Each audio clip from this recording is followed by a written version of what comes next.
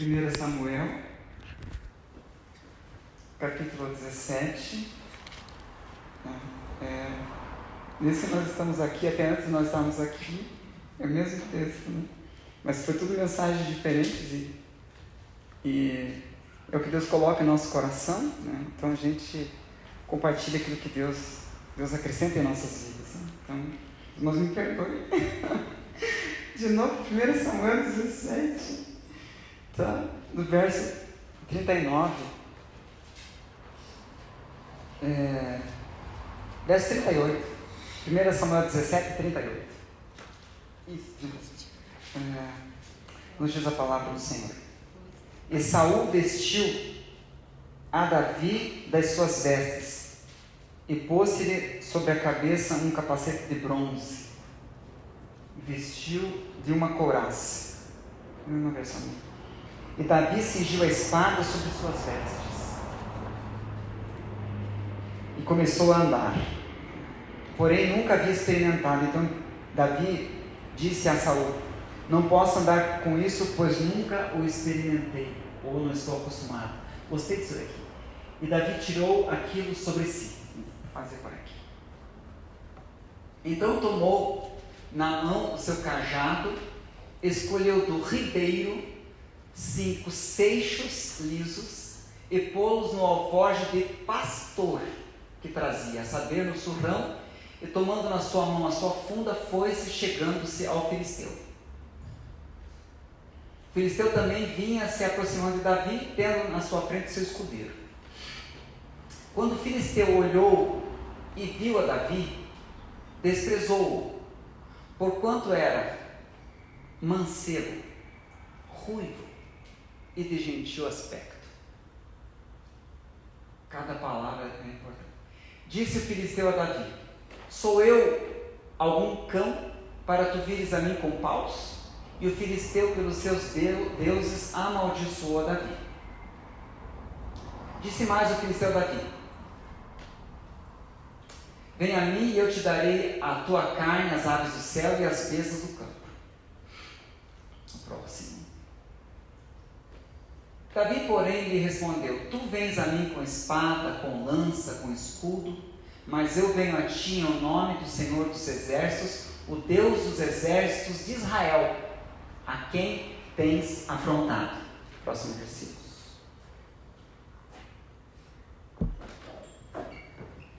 Hoje mesmo o Senhor te entregará na minha mão, ferir-te-ei e tirar-te-ei a cabeça.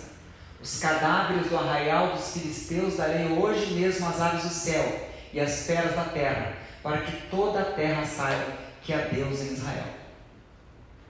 E para que toda esta assembleia saiba que o Senhor salva, não com espada, não com lança, pois do Senhor é a batalha e Ele vos entregará em nossas mãos. Quando o filisteu se levantou e veio chegando-se para defrontar com Davi, este se apressou e correu ao seu combate, a encontrar-se com o filisteu. E Davi, metendo a mão no alforje, tirou dali uma pedra, e com uma funda lhe atirou, ferindo o filisteu na testa. E a pedra se lhe cravou na testa e ele caiu com o seu rosto em terra. Próximo. Assim Davi prevaleceu com o filisteu, com uma funda e com uma pedra, feriu e matou, e não havia espada na mão de Davi. Podem sentar na presença do Senhor. Vamos estar meditando nesse texto, ainda que o texto, todos os textos que nós temos meditado nos últimos, pelo menos acho que 5 ou 6 palavras que trouxemos aqui, não nós acreditamos, mas o Senhor para as nossas vidas, foi nesse texto, mas sempre palavras diferentes, e o Senhor quer falar hoje conosco nesse texto, abordando a força e a fraqueza. Porque você, quando olha nessa história, você vai dizer assim, sinceramente, você que está aqui hoje, qual posição que você queria estar? Numa batalha dessa, você queria estar com 3 metros de altura, 200 e poucos quilos, que é o Golias, campeão, todo mundo que chegou perto de você caiu, ou um pastor, não é nem guerreiro, nem combatente, um pastor, o texto ali falou pastor, com um estilingue de matar passarinho e 5 pedras tiradas de um ribeiro, né? Fala sério, né? Diante de você, diante das tuas lutas, o que você gostaria de estar nessa posição de força ou de fraqueza? Nós vivemos em tempos muito difíceis, e é de se perguntar por que Deus permite essas coisas acontecendo na nossa vida. Nosso Deus não é todo poderoso? Nosso Deus não pode tudo? Nós servimos qual Deus? Não é o Deus Criador? Então por que você está passando por essa luta, irmão? E eu também, por tanta situação difícil. Se o nosso Deus é poderoso, você notou que do Gênesis ao Apocalipse, todos os homens de Deus sempre estiveram numa posição de inferioridade, de fraqueza, de necessidade, de problemas, de dores, sempre enfrentando, como Davi. O que aconteceu com Davi? Você notou que do Gênesis ao Apocalipse é com todos os servos de Deus? Você viu algum grande, um desses homens de Deus, numa posição grande, numa posição de força? Mesmo quando era um rei, ele era um grande rei, não é o grande rei de Israel, mas enfrentava exércitos muito maiores e reis muito mais poderosos. Sempre foi assim. Por que tantas tribulações? Por que isso acontece? Daí tem o texto da palavra de Deus que diz assim: porque nós vivemos no final dos tempos, meu irmão. E no final dos tempos a Bíblia diz que o bicho ia pegar mesmo. 2 profecias sobre o fim dos tempos. Por se multiplicar a iniquidade, no fim dos tempos, por multiplicar-se a iniquidade, o amor Jesus falou, o amor de quase todos vai se esfriar. Só que tem a profecia de Joel, que depois foi reprisada por Pedro: no fim dos tempos derramarei do meu espírito sobre toda a carne.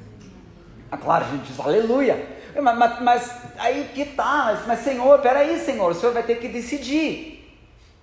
Senhor, o Senhor vai, sim, o Senhor disse, no fim dos tempos, o amor de muitos se esfriaria por se multiplicar a iniquidade, e o Senhor fala que no fim dos tempos derramarei do meu Espírito Santo. Senhor, se decida, porque essas coisas, Senhor, são antagônicas. Ou no fim dos tempos se derrama do Espírito Santo, ou no fim dos tempos o amor de quase todos vai se esfriar, Senhor. Essas coisas são antagônicas. E o Senhor falou, não são antagônicas, essas coisas são conexas. Essas coisas uma depende da outra. Como, Senhor? Quer dizer que vai se multiplicar a iniquidade, vai se esfriar o amor, e o Senhor vai com isso derramar do seu Espírito Santo sobre toda a carne, Senhor. É isso. Mas como? Isso é antagônico. E ainda para deixar a coisa pior, porque poderia ser como assim uma partida de futebol, né? Aqui está 1-1. Por se multiplicar a iniquidade e o amor de muitos, e 1-0, que o negócio vai ficar feio. Daí derramarei do meu espírito. Mas daí vem 2 Timóteo 3:1. Sabe que nos últimos dias virão tempos trabalhosos. 2-1. Porque haverá homens amantes de si mesmos, avarentos, presunçosos, soberbos, blasfemos, desobedientes aos pais e mães, ingratos, profanos, sem afeto natural, irreconciliáveis, caluniadores, incontinentes, cruéis, sem amor para com os bons, traidores, obstinados, orgulhosos, mais amigos dos eleitos do que amigos de Deus, tendo aparência de piedade, mas negando a eficácia dela. Está 2-1 aqui. Daí vai ficar 3-1. Porque em Romanos capítulo 1, vai dizer que o homem do tempo do fim seria terrível, porquanto não glorificam a Deus, não dão graças a Deus, mas o homem do tempo do fim, dizendo-se sábios, tornaram-se loucos, mudaram a glória de Deus incorruptível em semelhança de imagem de homem incorruptível, pelo que Deus os entregou às concupiscências do seu coração, à imundícia, para desonrar o seu corpo entre si, mudar a verdade de Deus em mentira, honrar e serviram mais a criatura que o Criador. pelo que Deus os abandonou às suas paixões infames, porque até as suas mulheres mudaram o uso natural, ao contrário da natureza, e semelhantemente também varões, deixando o uso natural da mulher, se inflamaram em sua sensualidade, de uns para com os outros, varão com varão, cometendo torpeza, e recebendo em si mesmo a recompensa que convinha ao seu erro. E como não se importaram de ter o conhecimento de Deus, Deus os entregou a um sentimento perverso, para fazerem coisas que não convêm. Estão cheios de toda a iniquidade, prostituição, malícia, avareza, maldade, cheios de invejas, homicídios, contendas, engano, malignidade, sendo murmuradores, detratores, aborrecedores de Deus, injuriadores, soberbos, presunçosos, inventores de males, desobedientes aos pais e mães, nécios, infiéis no contrato, e sem afeição natural, irreconciliáveis e sem misericórdia. Barbaridade. Jesus, misericórdia. Como que pode, Senhor amado, o poder Teu se derramar na nossa vida, se parece que a partida aqui está 3-1 para o mal? Se as coisas as promessas aqui são de tempos difíceis.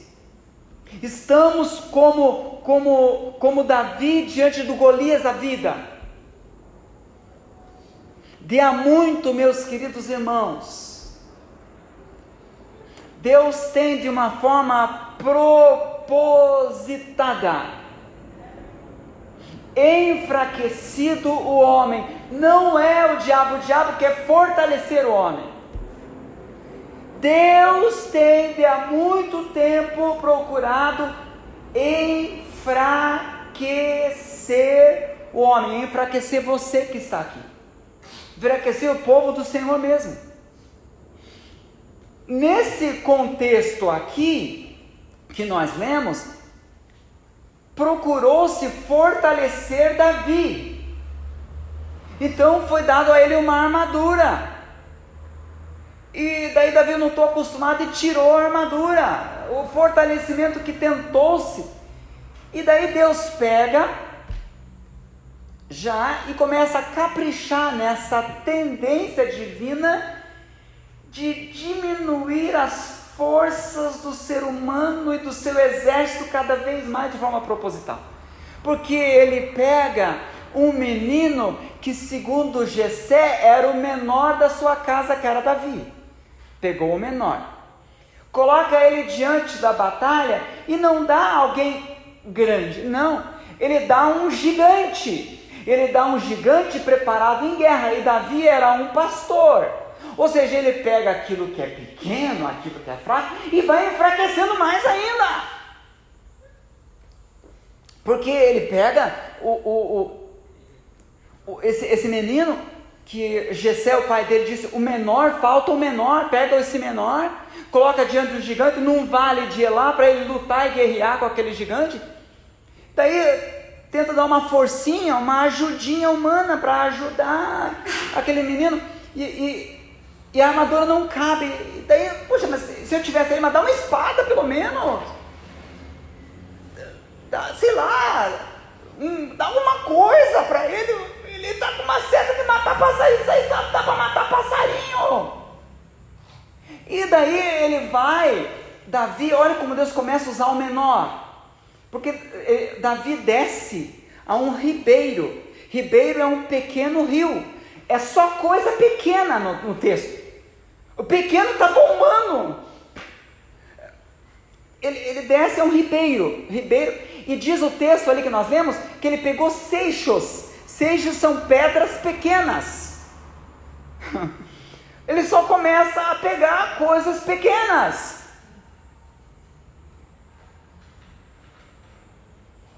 Você vai ver essa tônica de Deus de pegar coisas pequenas e diminuir força, quando em Naamã, e hoje Deus quer muito desmistificar muitas realidades do teu coração, para ativar a tua fé, porque o Senhor sabe que as coisas pequenas você está tendo coisas pequenas para embates gigantes. Deus sabe que isso está acontecendo na tua vida. Deus sabe que você é um Davi diante de tantas coisas que estão acontecendo. Mas Deus quer tirar esse paradigma da tua mente e você focar nisso. Naamã é muito estranho. O general Naamã está na sua casa leproso. E puxa, não foi um homem lá, uma eminência que chegou no grande general Naamã. Lá na terra de Israel tem um homem que cura. Foi uma menina israelita de 12 anos, escrava, que foi levada por Naamã numa das suas levas, e ela falou: se o meu Senhor conhecesse o Deus do profeta Eliseu, ele não ficaria assim. E quando Naamã vai por uma menina pequena, chega ao rei, mas não é no rei que é grande, é lá com o profeta Eliseu, e mas é o grande profeta Eliseu. Naamã começa a procurar as coisas grandes, o rei começa a procurar as coisas grandes, o profeta Eliseu, daí o profeta não vai recebê-lo, vai um menino, o menino, novamente, 12 anos, 13 anos, e vai falar: Naamã, o profeta disse, ele não vai vir te receber não, ele disse que é para você se lavar num pequeno rio chamado Jordão. É só pequeno. Naamã, quando chega, mas não são Arbana e Farfar, rios muito melhores que esse riozinho aqui, Jordão.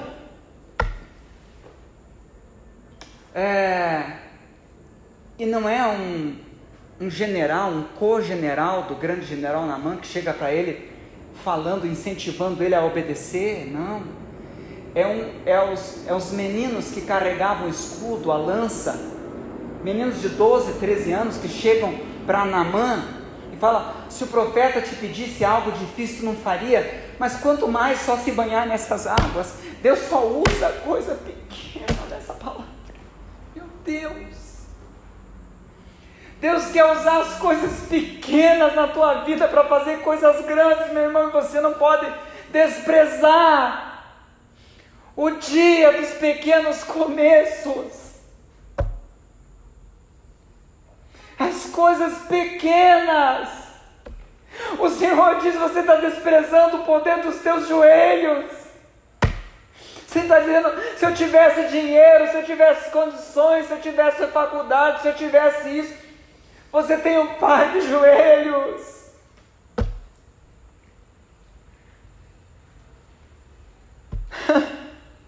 Oh Senhor, Deus tem forçado, Deus começa a usar só coisas pequenas. Cara, Deus chega, Israel está numa decadência espiritual por causa que um rei, um cara grande chamado Acabe, se casou com uma rainha poderosa chamada Jezabel, e está um caos em Israel, e o Senhor vai acabar com tudo.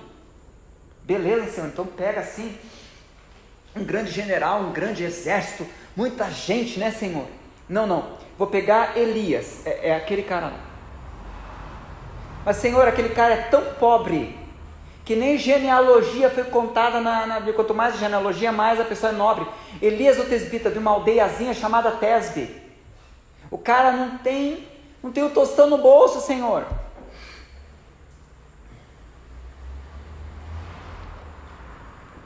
E Senhor, pelo menos o Senhor vai dar alguns outros profetas, mas ele é profeta, então vamos dar, não, sozinho, Elias sozinho, você vai lá com Acabe e vai profetizar contra o rei Acabe, Elias pequenininho. Daí Deus pega o pequeno Elias que profetiza, e Deus fala para ele: agora Elias vai ter que se esconder, porque o grande Acabe vai querer matar você, ele tem um bruto no exército bem grande contra você, então você vai ficar no ribeiro de Querite, não é num grande rio, não é num grande lago, não é numa grande fazenda, não é com grande, não, você vai ficar, não é com grande fazenda, você vai ficar no ribeiro, pequeno rio de Querite, e eu vou pegar pequenos pássaros que são corvos para te sustentar, só coisa pequena. Quando o ribeiro se seca, por causa da seca que Deus tinha ordenado que o profeta Elias profetizasse, secou o ribeiro, Senhor, não se preocupe, Elias, eu agora vou te levar para um lugar, agora o Senhor vai caprichar. Não. Você vai para ser sustentado. Primeiro, você vai ser sustentado. Você não vai trabalhar, não vou te dar um emprego. É ruim você ser sustentado. O ego dele, o eu, a interioridade dele, começa a ser esmagada. Você vai ser sustentado. Mas você vai ser sustentado, sabe, Elias? É por uma mulher. Amassar um pouquinho mais. E ela é uma viúva. A coitada perdeu o marido. Imagine o ego, o eu de Elias, que ainda estava tentando respirar. E ela é uma viúva pobre. E ela não é nem de Israel, é de Sarepta, ela é uma gentia. Se existia algum ego, se existia algum eu, aquilo ali foi esmagado, virou pó no coração daquele homem. E ele foi sustentado por coisas mínimas, ele já era pequeno e é sustentado por coisa mínima. E Deus, nesse exercício de colher as coisas pequenas, voltando na palavra de Deus, você vai ver Moisés. Deus não pega Moisés com 40 anos, no auge da sua forma, instruído por todo Israel, está com 40 anos ali, bombando, instruído em toda a arte e ciência do Egito, príncipe do Egito. Não! Tudo dá errado. Esse Moisés vai para o deserto. Deus podia esperar 5 anos para usar ele para libertar o povo de Israel. Espera 40 no deserto. E para Deus assim diminuir mais ele, nós vemos que ele está totalmente pobre, porque ele estava apacentando um rebanho que não era dele. E pior, ele trabalhava com o sogro, porque eram as ovelhas de Jetro, seu sogro.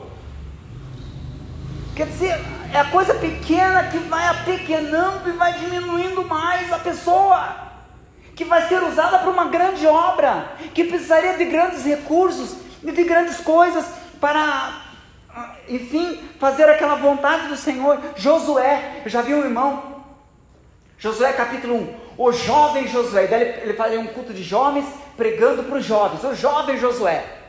Eu fiquei no banco ali, me deu vontade depois do culto, irmão, o jovem Josué tinha 90 anos, irmão,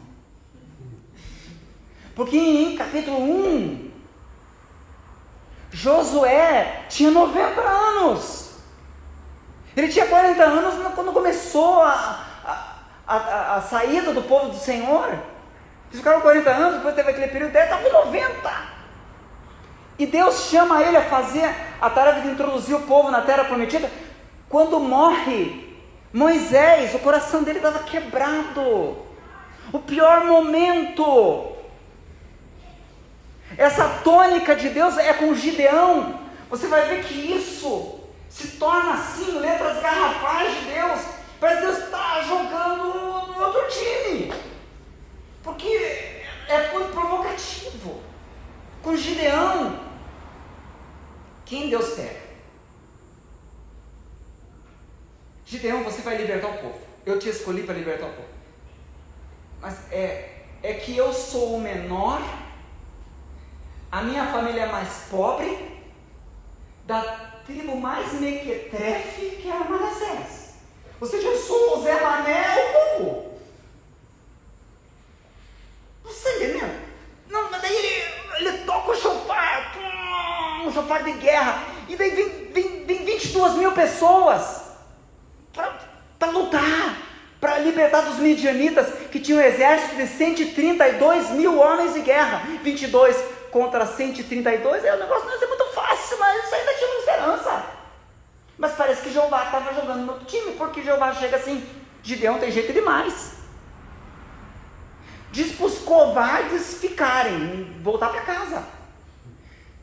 Ele fica com 10 mil, agora tem 10 mil contra 132 mil, ainda dá, Senhor, talvez contra 132, talvez, dá, alguma coisa, não tem jeito demais ainda. Quem for lá no ribeiro e beber água que nem um cachorro, é esse que vai ser o exército. Cara, só 300. Acho que a gente deu uma... Hoje vamos me pegar aquele cachorro. 300. Deus diminui, não é o capeta. O capeta está falando assim, legal, vai virar tudo, vai dar joia. Deus, de forma proposital, vai enfraquecendo. Presta atenção que Deus não está na Bíblia fortalecendo ninguém. Isaías, o texto é claro, Isaías profetizava, e ele tinha por tio dele o rei Uzias. Ele entrava no palácio e profetizava na vida das pessoas. Ai de vocês, pecadores miseráveis. O pessoal ficava bravo, vou pecar esse cara, não faz isso, porque esse cara é sobrinho do rei Uzias, não dá para chegar perto. O grande ministério de Isaías começou em Isaías 6, e o texto diz assim: no ano que morreu o rei Uzias. Quando a proteção de Isaías acaba com Uzias, aí que o ministério profético dele é que tem o chamado, que ele diz: eis-me aqui, envia-me a mim. E ele passa por um período bom até com o rei Ezequias, esse Isaías, mas logo depois vem Manassés. Manassés era um rei tão mau, e foi onde mais aquele Isaías exerceu o seu ministério profético, foi com Manassés. Manassés levou todo Israel, foi um dos piores reis, se não o pior rei de Israel.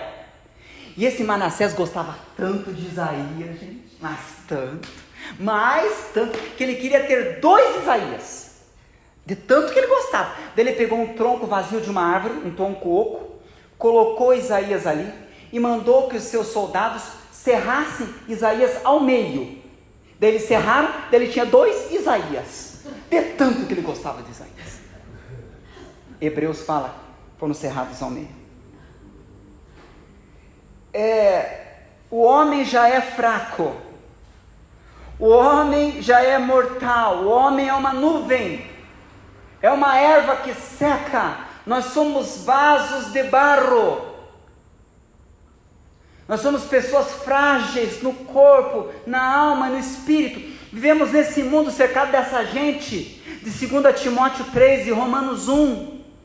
O mundo jaz no maligno. A Bíblia diz que nós temos que lutar não contra a carne e contra a sangue, mas contra principados, potestades, forças espirituais das trevas. A gente deve dizer, mas puxa, nesse mundo precisa de capeta ainda. Porque o homem é tão ruim, não precisa de capeta, o homem é pior. Ainda tem capeta ainda. Nem precisava, a gente não dá conta nem da gente. Por que Deus faz isso? A despeito de sermos assim tão frágeis, de Deus nos enfraquecer de toda forma que Ele pode, o nosso ego consegue ser, sei lá da onde, eu não sei, essa coisa que sai e diz: cara, tu é o cara, tu é o cara, tu bombou na pista, tu é que nem aquele dia outra volta, em balas de sábado à noite, fala sério, esse ego vem e ele diz: eu faço, eu aconteço, eu pego uma capa, eu vou no culto. Que ego terrível! O ego que nós temos dentro da nossa vida e no nosso coração. Porque você vai ver Sara, a mulher está com 80 anos, fraca. A maior parte da vida dela, ela ficou sendo chacotada pelas pessoas, porque ela era estéril, e naquela época as mulheres estéreis eram consideradas como malditas. A mulher está com 80 anos, considerada por toda a sociedade uma amaldiçoada, e ela consegue ainda o ego dela: vamos pegar aqui a Agar, vou dar para o meu marido, para ter filhos através de Agar, porque Deus está demorando demais, sei lá, Deus prometeu, mas não acredito mais. O ego, a fraqueza que Deus impingiu naquele coração, as promessas, ela não consegue. E o pouquinho de força que ela tem, ela faz essa atrapalhada. E hoje vivemos um mundo de terroristas por causa do erro do ego dela. Esse ego humano é desastroso. Gente, tudo que nós estamos vendo e temos de sofrimento é porque uma mulher, podia ser um homem também, mas foi uma mulher, um ser humano, mais fácil assim, e mais justo, quis ser independente. O ego de Eva, que vai sem o marido, que vai sem Deus, até um fruto que era proibido, que era veneno, e ela vai querer pelo menos pegar no fruto proibido. O ego dela sem Deus, sem marido, pega o fruto, tira o fruto, come e dá para o marido ainda depois. Gente, o ego do homem é que gerou as guerras que nós estamos vivenciando até esse mundo. O ego nosso é algo desastroso na nossa vida. Então vem Deus com uma série de ações que não são contra nós. Parece que Deus está jogando contra a gente, mas na verdade Deus está jogando contra o ego da gente, e Deus não erra o alvo.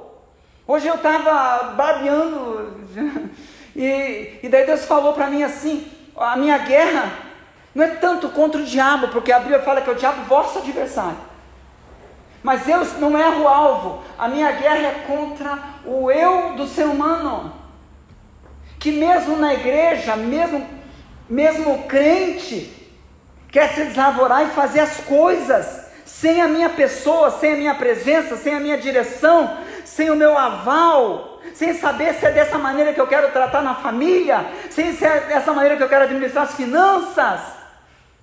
Os discípulos, uma vez foram instados por Jesus, olha que texto interessante que mostra o ego humano, e foram instados por Jesus para ir sem Jesus atravessar o mar da Galileia, singrar o mar da Galileia. E vão singrando o mar da Galileia. Daí tem uma grande tempestade.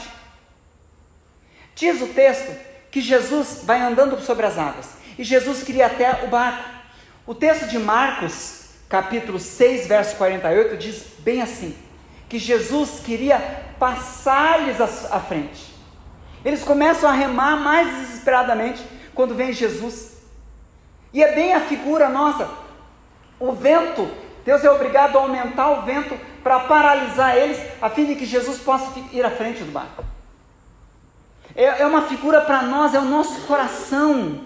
Você vai ver que homens da Bíblia fizeram isso, porque em Atos 28, Lucas falou bem assim, grande Lucas, findando toda a esperança de nos salvar. O texto fala nós, quer dizer, eles não estavam orando, nós que estávamos ali tentando nos salvar do maremoto de Atos 28. Não é que nós oramos, era nossa pessoa sem Deus. Na multiplicação dos pães é cômico, porque Jesus chega e de forma propositada, Jesus começa a trabalhar enfraquecendo.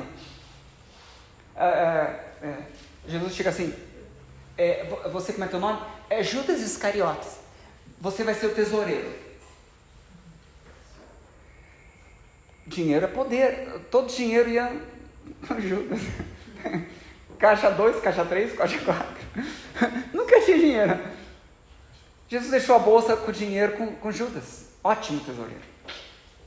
Jesus começa a pregar na região de Betsaida, e pregar 1 hora, 2 horas, até que os comércios começam a fechar, e daí o povo não tinha onde comprar comida, mesmo que tivesse dinheiro. Ele faz as coisas de propósito, Jesus. Daí ele dispara, dá-lhes voz de comer. É brincadeira, né?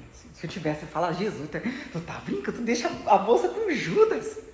E os caras, ao invés de irem até Jesus, porque quando Jesus falou para eles, sem mim nada podeis fazer, eles vão à multidão para ver se alguém tinha pão. Eles vão até a bolsa de dinheiro e falam, nós precisamos de tantos denários aqui. Eles vão a tudo e não vão ao mestre. Quando não tinha mais nada, ninguém para ir, daí eles chegam para Jesus com 5 pães e 2 peixes. Não é para suprir sem mim nada podeis fazer, é para dar de comer através de, mas veja o ego humano como é escancarado.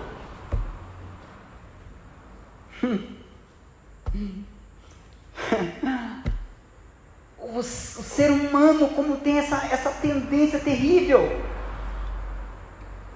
Foi Moody, um dos maiores homens que já pregou o evangelho no mundo. Dwight Moody, é um nome famosíssimo, já falecido há muitos séculos, mas ele teve um grande incêndio no navio onde ele estava pregando a palavra, atravessando o oceano, e teve um incêndio no meio do oceano. Chegaram os irmãos para ele: Moody, o barco está pegando fogo, Moody, vamos orar? Moody fala assim: vamos orar sim, mas vamos pegar os baldes e ajudar o pessoal a apagar o incêndio enquanto oramos. É essa a nossa posição. Nosso ego sempre tem que ter mais alguma coisinha. Nosso ego está vivo ali no nosso coração. E hoje o que Deus vem falar para nós é que nós temos que entender os processos de Deus e sermos mais calmos com relação a esse enfraquecimento e aceitar os processos de enfraquecimento na nossa vida. Isso é muito difícil. Cara, aceitar enfraquecimento, já estou fraco, aceitar que Deus me enfraqueça mais.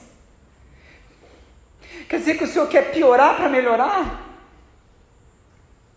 Porque Paulo apóstolo, ele ia para uma cidade. E daí, quando ele ia naquela cidade, ele começa a passar mal. O que está acontecendo, Paulo? Não, mas vamos orar, que todo mundo começa a orar. Oraram tanto por Paulo, oraram tanto porque ficou, parece que estava até uma marca aqui de mão na testa, tanto que posição de mão que tiveram. E esse cara só ficava pior, era Paulo apóstolo. E todo mundo orando por cura, Paulo apóstolo, sai de enfermidade que sai nada. O cara fica doente, mas fica tão doente que ele é obrigado a parar no meio do caminho numa cidade que é da Galácia. Gálatas, ficou lá na cidade de Gálatas. Muito bem, na Galácia, aquela região. Muito bem, ficou lá deitado, enfermo, parecia que ia morrer. Oravam na Galácia, o cara estava pior, tiveram que chamar um médico, chamaram um tal de Lucano, e veio lá o Lucano. E Lucano começou a dar remédio, e com o remédio começou a melhorar. Mas começou a melhorar aos poucos, porque ele tinha uma enfermidade. Lucano chegou para Paulo e falou: olha, você tem uma enfermidade, malária aí. Não sei como é que isso não morreu, mas aqui estão os remédios. E Paulo começou a pregar o evangelho para o Lucano, e ganha Lucano para Cristo. E o Lucano é o Lucas do evangelho, Lucas que escreveu Atos dos Apóstolos, e um dos principais companheiros. E como isso aconteceu? Através da fraqueza, através da perda, através do enfraquecimento. E não só isso, é pouco. Abriu-se a igreja, que depois veio as epístolas aos Gálatas, porque abriu-se uma igreja, aonde que veio? Da fraqueza, não da força, não do fortalecimento. Hudson Taylor foi o missionário que primeiro pregou o evangelho na China. E Hudson Taylor, numa das suas viagens, pregando o evangelho com muita dificuldade, teve que voltar à Inglaterra para poder pegar material, Bíblias, para os chineses, em chinês, para poder levar lá, e outra literatura. Na volta, um mastro do navio se quebra, dá bem na coluna dele. Só aconteceu isso com ele, todo navio, gente, já aconteceu isso com ele, é muito azar, né? Bem na coluna. Hudson Taylor fica tetraplégico. Deus podia deixar ele paraplégico, com uma perna quebrada, não, foi pouco para Deus. Tetraplégico. Hudson Taylor só conseguia falar. As pessoas chegavam dando papinha na boca dele, nem os dedos se mexiam, não podia fazer assim. Hudson Taylor estava em viagem de retorno na China, fica lá na China pensando: acabou tudo, vamos voltar. Acabou. Estava ali o mapa da China. Hudson Taylor começa a chorar, porque estava ali o mapa da China, com os pontos onde ele queria ir pregar, e ele estava naquele pontinho ali, tetraplégico. E agora? Acabou? Deus me mandou para cá, eu amo esse povo, Daí os irmãos ficaram tristes, porque Hudson Taylor estava tetraplégico. Eles nunca se uniram à igreja lá. Mas aquele homem, olha como é que é. Aquele homem enfermo que estava fazendo o evangelho, tudo compungiu o coração deles, começou a agregar. E não só isso, aqueles missionários, aquelas pessoas das igrejas que não ajudavam na obra, começaram a dizer: podemos te ajudar em alguma coisa? E depois pessoas da Inglaterra começaram a vir, porque nosso missionário está sofrendo, aqueles que jogaram Hudson Taylor lá. Começaram a vir da Inglaterra de vários rincões para poder ajudar o servo de Deus, porque ele estava tetraplégico. Esse é nosso Deus. Hudson Taylor, então, ele começa a ensinar o mandarim, o cantonês, para aqueles missionários ingleses, americanos, enfim. E eles começam a sair em todas as partes, pregando por toda a China, em todos aqueles pontos. E logo o Hudson Taylor viu, ele colocou um mapa, e em cada mapa ele colocou ali uma marcação de todos os missionários. Ele não poderia estar em todos aqueles lugares, mas todos aqueles lugares tinha alguém pregando o evangelho. Deus estava operando. Deus sabe o que faz na tua vida. Deus sabe o que faz na tua família. Hudson Taylor, um belo dia, feliz, começa a sentir um formigamento no dedão do seu pé. E o dedão do pé ele começa a mexer. Em semanas, ele já estava andando novamente. E estava cheio de missionários ajudando ele na obra. Isso começou com um enfraquecimento. O Senhor hoje diz para nós: não é por força, não é por violência, mas é pelo meu Espírito. Você quer vencer no grito, você quer vencer na força. Você está pedindo para mim mais força, eu estou ministrando mais fraqueza, porque o meu poder se aperfeiçoa na fraqueza, e estarei enfraquecendo você, até que você diga, como Paulo apóstolo: de bom grado me gloriarei nas minhas fraquezas, para que em mim habite o poder de Cristo. Porque se volvermos a palavra do Senhor em 2 Coríntios, no capítulo 11,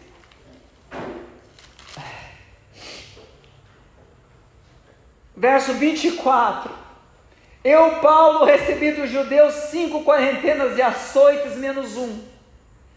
3 vezes fui açoitado com vara, fui apedrejado, 3 vezes sofri naufrágio, uma noite passei no abismo. Eu passei perigos em viagens, muitas vezes, perigos de rios, perigos de salteadores, perigos da minha nação, perigo dos gentios, perigos na cidade, perigos no deserto, perigo no mar, perigo entre falsos irmãos. Estive em trabalho, fadiga, vigília, muitas vezes passei fome e tive sede. Estive em jejum muitas vezes, e com frio e até com nudez. Além das coisas exteriores, me oprime, me enfraquece, me abate o cuidado com todas as igrejas. Mas só que o ego de Paulo, Jesus Cristo. Vou para Bitínia, tem que aparecer um anjo com vestes macedônias, dizer que é para ele ir para Macedônia. Vou para Roma, depois ele tem que escrever: eu fui impedido pelo Espírito Santo de ir para Roma. Cara, que ego é esse, Paulo? Você não nem orou? Não, eu vou para Bitínia, eu quero saber. O Espírito Santo te violar, mas eu vou. Eu vou para Roma, não, o Espírito Santo me impediu. Por que o Espírito Santo me impediu? Porque o cara não orou, o Espírito Santo teria dito. Ego. Ah, Paulo, já que tanta coisa ruim acontece com você, teu ego ainda está vivo, vamos enfraquecer mais. Daí tem 2 Coríntios 12, virando a página. Para que não me exaltasse, olha o ego. 2 Coríntios 12, 7. Pelas excelentes revelações de Deus, foi-me dado um espinho na carne. Quer dizer, aqui Deus pegou, cara. A saber, o mensageiro de Satanás para me esbofetear, a fim de eu não me exaltar. 2 vezes ele falou sobre exaltar. Ele viu o ego. Acerca eu orei ao Senhor 3 vezes, para que se desviasse. Mas só que Deus falou: a minha graça te basta, porque o meu poder se aperfeiçoa na fraqueza. De boa vontade, pois me gloriarei nas minhas fraquezas, para que em mim habite o poder de Cristo, pelo que eu sinto prazer nas fraquezas, nas injúrias, nas necessidades, nas perseguições, na angústia por amor de Cristo, porque quando eu estou fraco, então eu sou forte. Quando eu estou fraco no meu ego, quando eu estou fraco no meu eu, quando eu estou fraco na minha interioridade, a ponto de eu dizer assim: não, mas peraí, eu não posso, eu tenho que orar, eu não posso falar com meu filho, eu tenho que orar primeiro, eu não posso falar com minha esposa, eu tenho que orar primeiro, eu estou bravo com o meu cachorro, eu não posso ter com o meu cachorro bravo, eu tenho que orar, eu não vou matar o bicho. Eu vou lá falar com o meu patrão, eu quero esganar o meu patrão, eu peço a Deus força todos os dias, Deus me dá fraqueza. Se eu me dá força, se eu suportar, eu tento não matar ele. Não dá certo. A fraqueza do eu humano. Vê Roboão, um rei. O pai dele foi Salomão. Davi, o avô, glória, é invadido por um grande exército. Roboão, o que ele faz? Ele pega os utensílios da casa do Senhor, a prata dos sacerdotes, o ouro dos incensários, todo aquele ouro da casa do Senhor, e ao invés de orar, procurar profeta, procurar oração, ele pega aqueles recursos e dá para aquele rei não atinja a si próprio. É o ego humano, o eu humano. É bem um retrato do ser humano. Nós saímos de casa sem orar, fazemos a obra de Deus com base em aparato operacional, somos adstritos a projetos, a lógica humana, 2 mais 2 é 4, e Deus não fica preso, a matemática de Deus é diferente da nossa. Deus, do Gênesis ao Apocalipse, tem pegado o menor como filho de Jessé, tem pegado um menino Jeremias com 8 anos para profetizar. Samuel, 8 anos, ele começa a falar com Samuel, não é quando era crescido menor. Não pega Eli, que era um grande sacerdote. As Estéres na Bíblia, no patriarcado, Abraão, vou fazer de você uma grande nação. Sara estéreo. Vou fazer uma grande nação com Sara estéreo. Rebeca estéreo. A que veio depois, esposa de Isaac. Raquel estéreo. Das estéreis, das fracas. Por quê? Por causa do ser humano, por causa do ego humano. E como nós precisamos estar fracos. Hoje o Senhor fala conosco, como a fraqueza em nosso ser nos alinha tanto com a palavra de Deus. Misericórdia. Quando a gente está fraco mesmo, o que a gente faz? A gente vai orar. Quando a gente está fraco, o nosso coração fica tão humilde, ou seja, quando o nosso ego é diminuído pelas pressões e tribulações da vida que vão nos enfraquecendo de forma proposital, e o nosso ego fica bem pequenininho, a gente começa naturalmente a fazer aquilo que a palavra de Deus diz que quando nós fazemos tem promessa. Porque a oração da fé salvará o doente.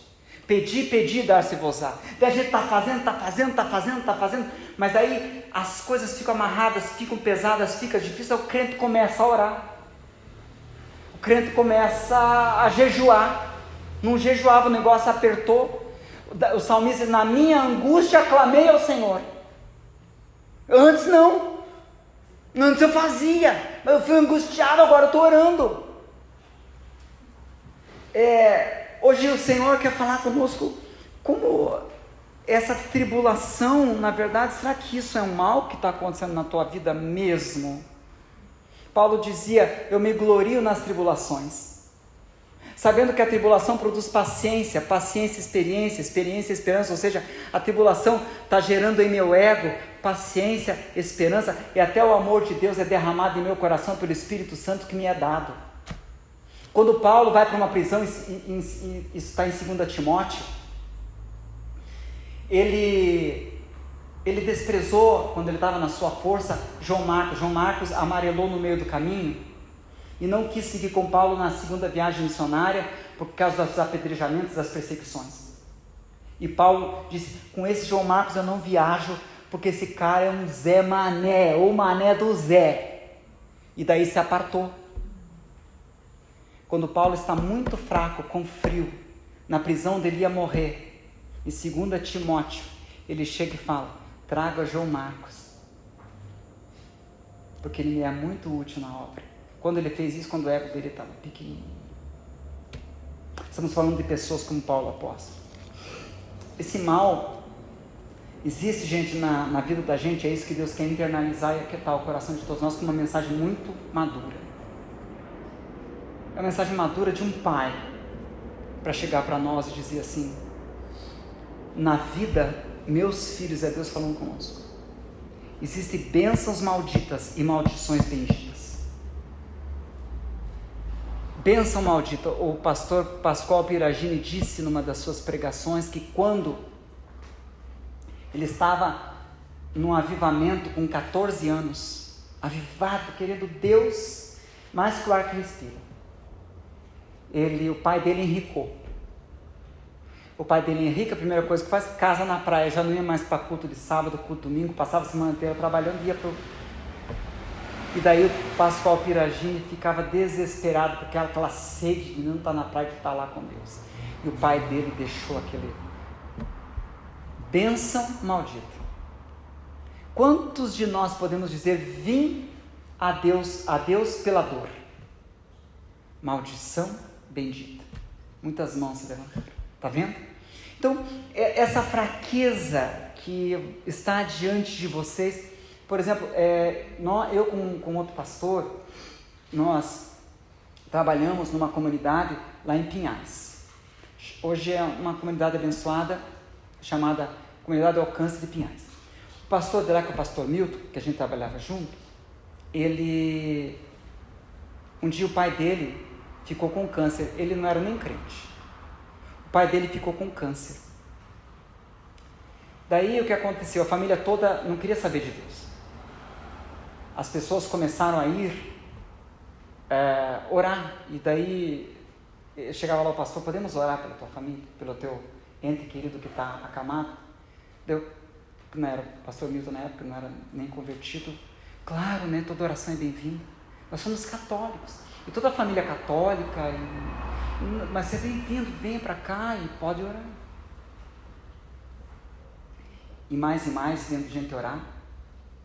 E mais o evangelho era anunciado daquela maneira. O coração foi se quebrantando pela dor do pai que ia definhando pelo câncer dia após dia.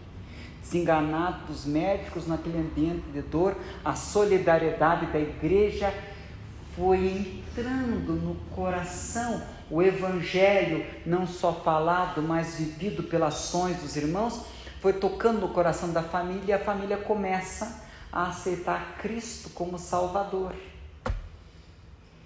Pastor Milton aceita Jesus como Salvador.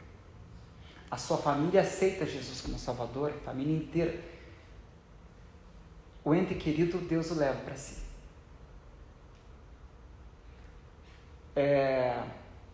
Tempos depois, eles, pelo Espírito Santo, fundam uma igreja, que hoje tem mais de 1000 membros, lá em Pinhais. Mas não começou na força, começou numa grande fraqueza, que foi enfraquecendo mais e mais e mais e mais, porque o Senhor diz para nós, eu é que sei que pensamentos tenho acerca de vós. São pensamentos de bem, não pensamentos de mal, para dar para cada um de vocês esperança e futuro. Deus tem planos benditos, Deus tem planos de amor. Hoje o Senhor fala, será que o mal é mal mesmo? Será que o bem é bem mesmo? Será que o que está te enfraquecendo é mal? Ou o que te fortalece é bem? Será que por trás dos desatinos que você está vivenciando, eu não tenho algo para além disso? Porque na vida de José, do Egito, um monte de fraquezas foram acontecendo na vida dele, e cada vez aproximaram ele do trono. E com Davi foi a mesma coisa, tanta fraqueza, e só vem urso, leão, Golias, cada vez mais ele estava perto do trono. Tribulação, cada vez mais aproxima os servos de Deus dos grandes alvos que Deus tem para cada um dos servos de Deus. Não é assim? É assim que Deus age. Sempre tem. E gente, uma das realidades de Deus, dos planos imagináveis de Deus, que esse José do Egito parece que entende isso daí. Quando vem o tempo das vacas gordas e das vacas magras, vem uma profecia: 7 anos de vacas gordas, 7 anos de vacas magras. Você não vai ver José do Egito, não, eu não aceito isso. Nós somos aqui cabeça e não cauda, nós estaremos por cima e não por baixo, nós não aceitamos o tempo das vacas magras, vamos fazer campanha das vacas gordas. Não. Vem o tempo das vacas gordas, amém, Senhor. Vem o tempo das vacas magras que vai nos... Amém, Senhor. Só que vamos fazer o seguinte, vamos no tempo das vacas gordas estarmos guardando 1/5 no celeiro. Gente, é significativo que não foi no tempo das vacas gordas, mas no tempo das vacas magras, que a família de José sai lá da terra de Canaã e desce ao Egito para reconciliar com o magoado coração de José.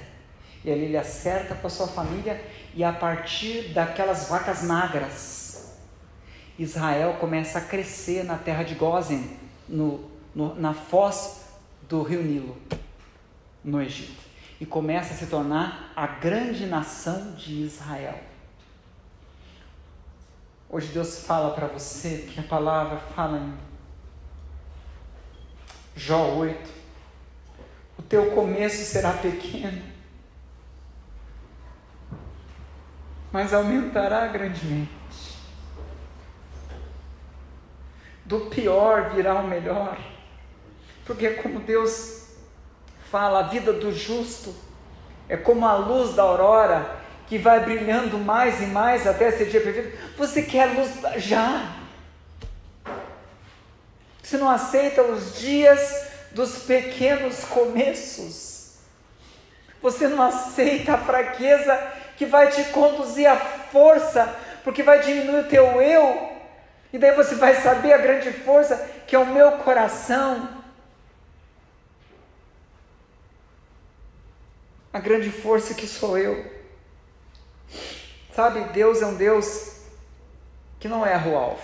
Quantas pessoas estão com problema de saúde e falam, olha, passou pela minha saúde, o problema é emocional. Nós erramos o alvo muito fácil. Outros dizem assim, eu estou fraco espiritualmente, eu vou jejuar, vou para o monte, e só fica pior. Porque o alvo é as emoções que estão feridas. E a Bíblia fala que pela dor do coração, das emoções, o espírito se abate. E a pessoa ora para as coisas espirituais, e o problema não é no teu espírito, é na tua alma. Mas pela dor da alma, o espírito se abate, há uma conexão. Nós erramos o alvo, Deus não erra. Deus faz com que a gente enfraqueça, porque a guerra dele é contra o ego do nosso coração, contra as nossas emoções, que são erradas tantas vezes. Se ponha de pé na presença do Senhor. Queremos estar orando.